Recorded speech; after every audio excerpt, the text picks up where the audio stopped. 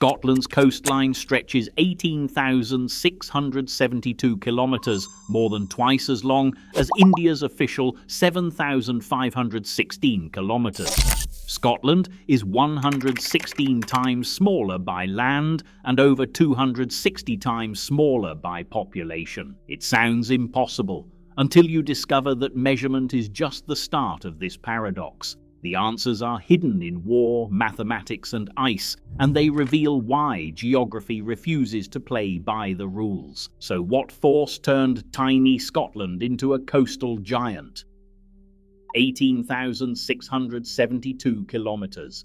That is the official length of Scotland's coastline, staggering for a country with just 77,900 square kilometres of land and a population of 5.5 million.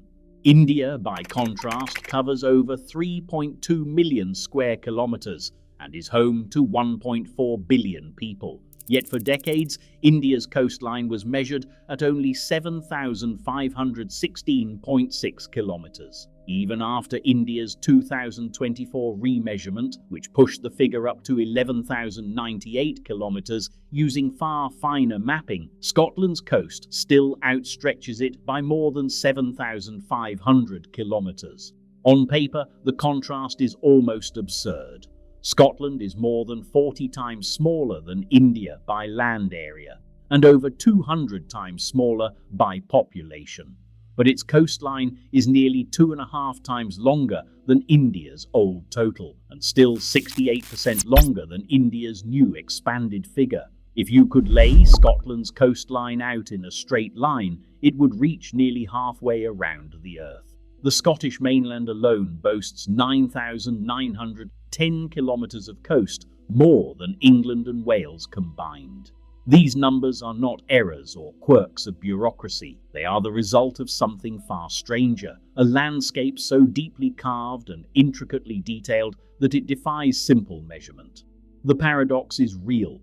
Scotland's jagged edge, shaped by ancient forces and mapped in dizzying detail, stands as a geographic marvel that turns the logic of size and scale on its head. In the late 1940s, Lewis Fry Richardson set out to answer a question that seemed simple. Do countries with longer borders experience more conflict? As he compiled statistics on national boundaries, he stumbled across a puzzle that would reshape how geographers think about measurement. The border between Spain and Portugal, for example, appeared in official records with two very different lengths. Portuguese sources listed it at 987 kilometres. Spanish sources put the same line at 1,214 kilometres, a gap of 227 kilometres for a border that had not moved an inch. Richardson dug deeper and realised the difference had nothing to do with politics or cartographic error. Each country's surveyors had measured the border using different map scales and methods. A coarse ruler, stepping over small bends and curves, produced a shorter total. A finer ruler, tracing every twist and turn, made the border grow longer. The more closely you followed the jagged edge, the more length you found hiding in its details. This was not an isolated case. Richardson found similar discrepancies on other borders and coastlines. Every time the measurement became more detailed, the length increased. There was no single definitive answer, just a number that kept rising as the ruler shrank. Richardson's insight revealed a hidden complexity in the lines that separate nations and define coasts. The act of measuring, he saw, was itself part of the story. The length of a border or a coastline depended not just on the land, but on the scale and precision of the measurement itself. In 1967, a mathematician named Benoit Mandelbrot published a paper that changed how the world understands the shape of nature. He asked a question that seemed almost playful. How long is the coast of Britain? The answer he found was elusive. The more closely you traced the coastline, the longer it became, and it never settled on a final number. Mandelbrot wrote that coastline length turns out to be an elusive notion that slips between the fingers of those who want to grasp it. To make sense of this, Mandelbrot introduced the concept of fractals, a new way of describing shapes that repeat their patterns at every scale. He borrowed the word from the Latin word fractus, meaning broken or irregular. With fractals, Mandelbrot could give a number to just how jagged a coastline really is. This number, the fractal dimension, falls between 1 and 2.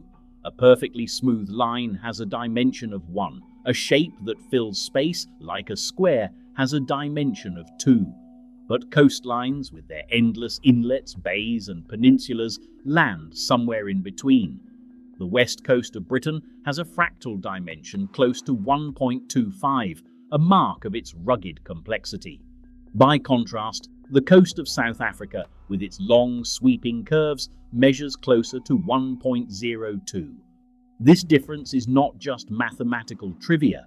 It gives a precise scientific language to the wildness of Scotland's edge and explains why its coastline grows so quickly as the measuring stick shrinks. Mandelbrot's insight offered geographers a new lens, not just to measure, but to understand the deep repeating patterns that make some places seem almost infinite in their detail.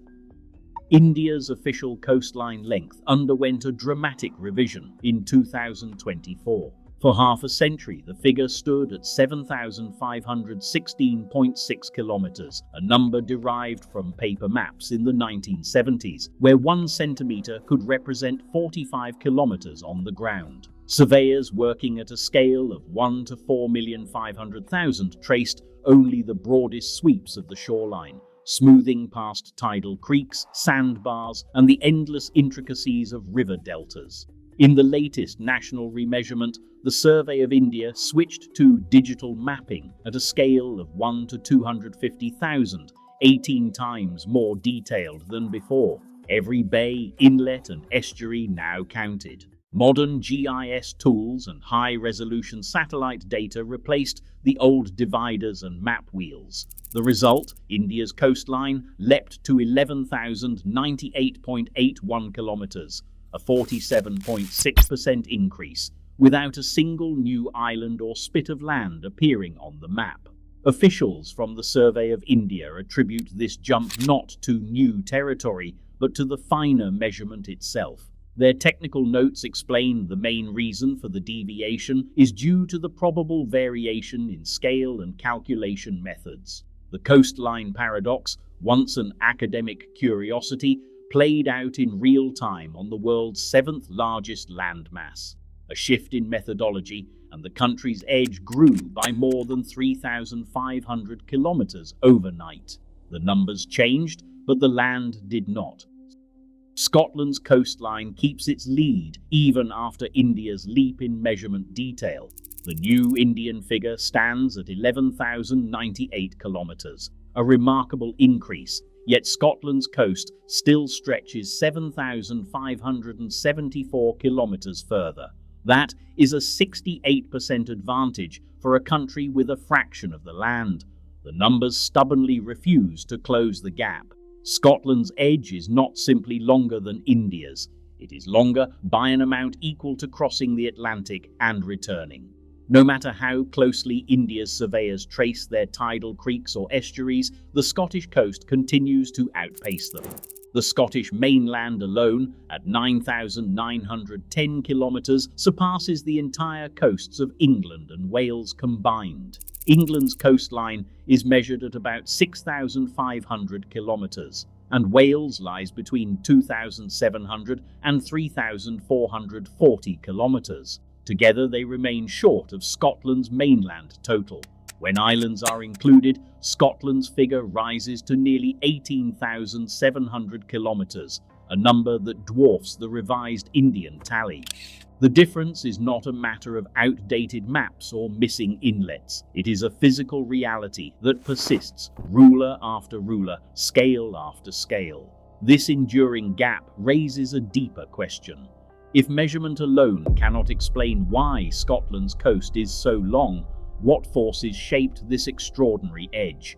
The answer lies not in the numbers, but in the land itself. It is a story written by ice and by sea, by stone and by time, unfolding over tens of thousands of years. 22,000 years ago, Scotland lay buried beneath an ice sheet that in places pressed nearly a kilometre thick across the Highlands.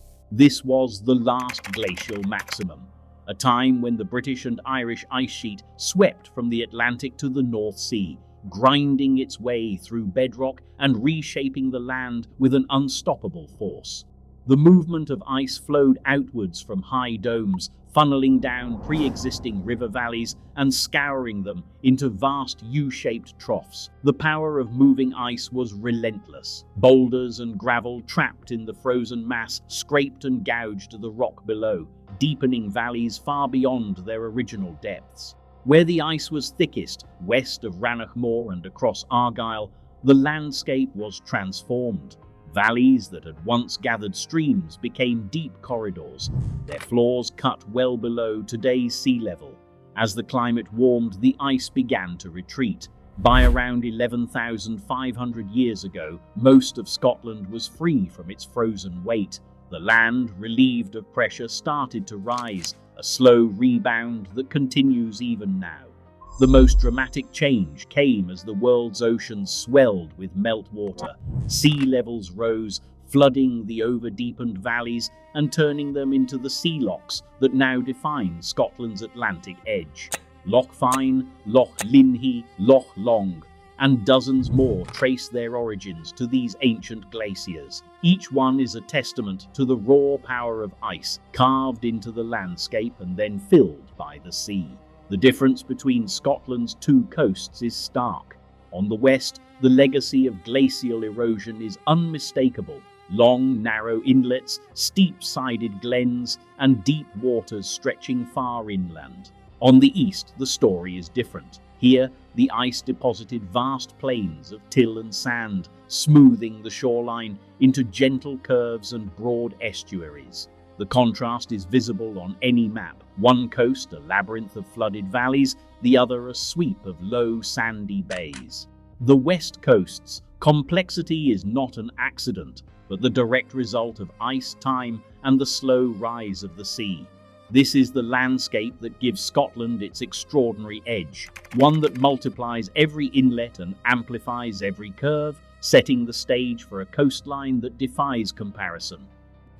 Loch Fyne stretches 65 kilometres from the Atlantic deep into the heart of Argyll. When measuring coastline, both shores are counted. That single glacial valley, carved by ice thousands of years ago, adds 130 kilometres to Scotland's total, more than the entire coastline of some small countries.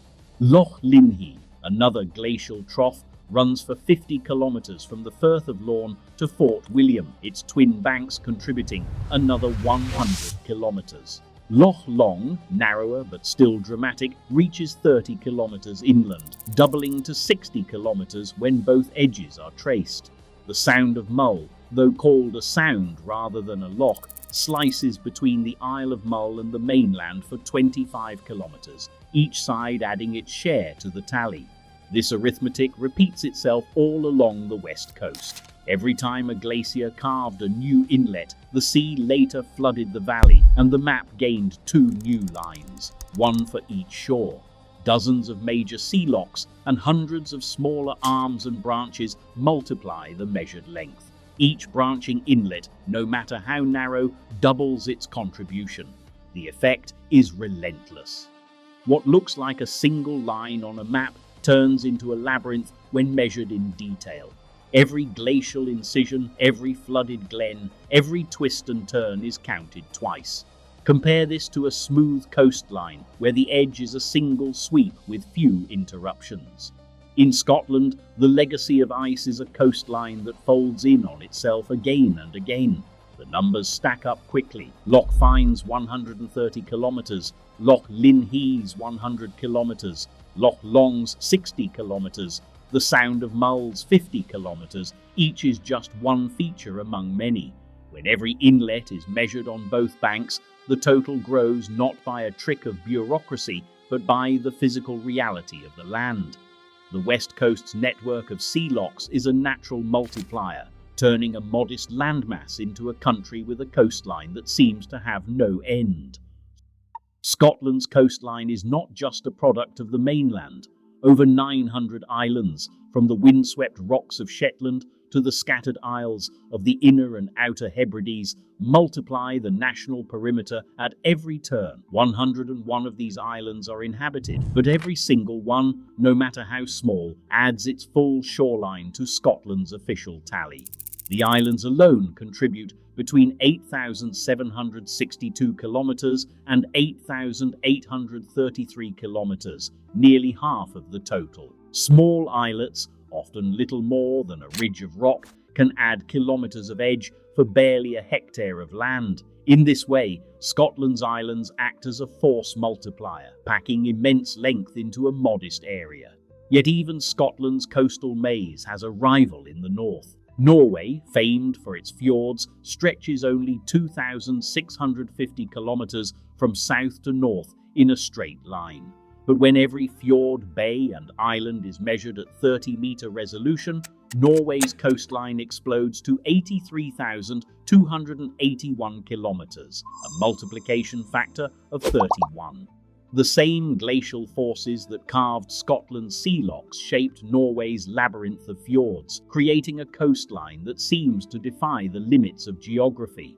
Against this global benchmark, Scotland's 18,672 kilometres stand as a testament to the power of complexity over size, a small land with a coastline that rivals the giants.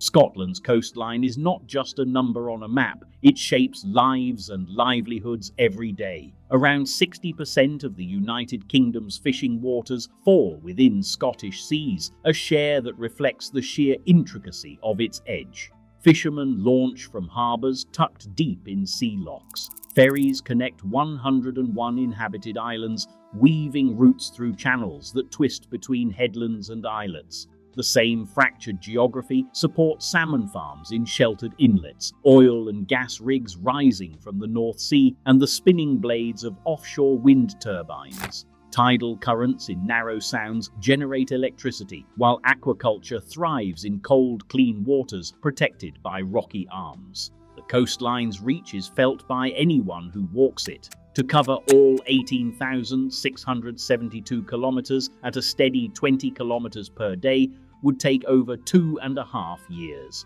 That is a journey as long as the distance from Scotland to Australia. Even in Glen Coish, the country's most landlocked spot, the sea is never more than 65 kilometres away. By comparison, England's furthest inland point stands 113 kilometres from the coast. As the Scottish Government observes, coastlines are difficult to measure accurately because of the coastline paradox.